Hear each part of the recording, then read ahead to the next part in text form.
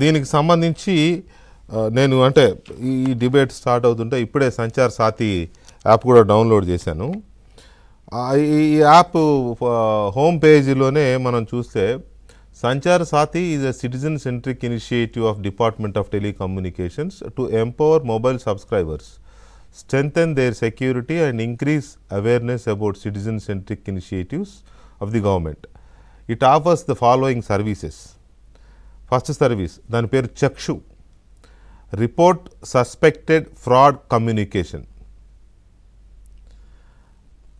Second, block your lost or stolen mobile handset. Number 3, no mobile connections in your name. ఇది చాలా కీలకమైంది. అసలు మన పేరు మీద ఎన్ని మొబైల్స్ ఉన్నాయో, ఎన్ని సిమ్లు ఉన్నాయో మనకు తెలియదు. తీసుకుంటూ ఉంటాం, వాడేస్తూ ఉంటాం, పోతూ ఉంటుంది, పారేస్తూ ఉంటాం, ఇంకో నెంబర్ ఇదంతా. తర్వాత ఇంకొక పాయింట్ 4వది, know genuineness of your mobile handset. ఈ యాప్ ఉంటే ఆ మొబైలు నమ్మదగ్గది. ఎందుకంటే దొంగ మొబైల్ వీళ్ళు అవి పెట్టరు కదా, మన యాప్ని వాళ్ళు ఎందుకు పెడతారు. And 5th point is report incoming international call with Indian number.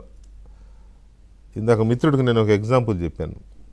అది ఏదో కాల్ వస్తూ ఉంటుంది, ఏదో నంబర్తో వస్తూ ఉంటుంది, అది ఎత్తాలో వద్దో తెలియదు, ఎత్తితే అయిపోయినట్టే. అది report incoming international call with Indian number. ఆ కాల్ కనుక మనకు వచ్చినప్పుడు మన నంబర్తో మనం రిపోర్ట్ చేయొచ్చు సంచార్ సాథీలో. ఆటోమేటిక్గా ఆ కాల్ని మన దీనికి సంబంధించిన డిపార్ట్మెంట్ టెలికమ్యూనికేషన్స్ వాళ్ళు ట్రాక్ చేస్తారు, ఎక్కడి నుంచి వచ్చింది, ఎవరు చేస్తున్నారు, ఫ్రాడ్ ఏంటి, ఇవన్నీ. సో ఇది మనకు తెలిసిన చిన్న నాలెడ్జ్.